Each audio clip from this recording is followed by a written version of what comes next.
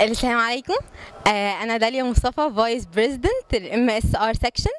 النهارده في الايفنت كلنا متحمسين جدا ومستنيين اليوم ده. يعني من اول الممبرز بقى بالجونيورز انتوا ذات نفسكم.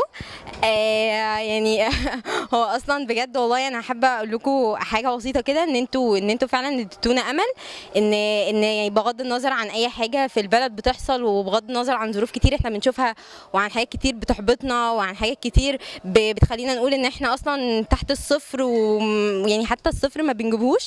بس احنا لما نزلنا المدارس وشفناكم لقينا لا ان فعلا في امل كبير جدا. ببتسم من كتر حبي للعالم، ببتسم من كتر خوف وعيت عليه، ببتسم من كتر حبي للعالم، ببتسم من كتر خوف وعيت عليه، وعنيا المفتوحة على القلق كأنها وجع يبص ويبتسم وببتسم.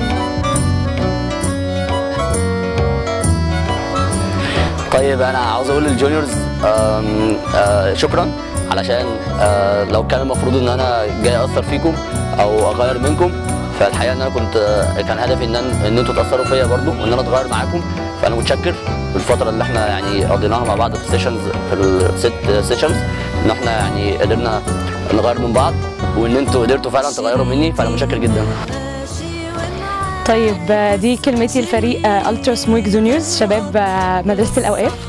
انا لاحظت انه في خلال السيشنز اللي احنا اديناها ان دايما مشكلتكم هي مع المجتمع، وان المجتمع دايما هيحط عوائق على اي شغل انتوا بتشتغلوه، اي فكره بتطلعوها. وده حقيقي حصل معاكم لما ابتديتوا تشتغلوا، لقيتوا انه دور الايتام وقفت في وشكم، اداره المدرسه وكده. لكن المهم ان احنا اتعلمنا انه دايما عادي طبيعي انه اي فكره مبدعه واي فكره جديده واي تغيير لازم هيتقابلوا ناس بتقول له لا وتوقفوا وتقلل من عزيمته. لكن المعنى اللي احنا اتعلمناه ان الحمد لله ان احنا تخطينا ده، طلعنا فكره جديده واشتغلنا. الفكره ان انا كنت داخله وفاكره ان انا اللي هعلمكم، لقيت نفسي انا اللي بتعلم. الفكره ان انا بجد مبسوطه جدا، وبجد مش متخيله انه في ناس في السن ده بتفكر بالشكل ده. كام حد هيجي بكره، وبغض النظر احنا هنكسب ولا مش هنكسب، عشان اللي احنا بنعمله ده ما كانش هو الوسيله، هو كان الغايه في حد ذاته. ان احنا بقى نكسب ده يعني حاجه كده توفيق من عند ربنا، جت ما جاتش. بس المهم ان انا مبسوطه جدا ان انا شفتكم وتعرفت عليكم. بخبط على البيبان بالراحه وببتسم، ونظرتي وتر مشدود على الاخر مبتسم، وجع انساني ومش مفهوم لغير. ازيكم؟ انا فخوره بيكم وعارفه ان انتوا تعبتوا جدا والوقت كان ضيق وقابلتوا مشكلات كتير، بس انا عارفه ان انتوا عملتوا اكتر حاجه ممكن تقدروا عليها يعني عشان تحققوا الفكره بتاعتكم، وسواء فزنا بكره او ما فزناش بس انا برضو فخوره بيكم. عايزاكم تعرفوا يعني ان انتوا كويسين، ولازم تثقوا في ده كويس وتشتغلوا عليه. السلام عليكم.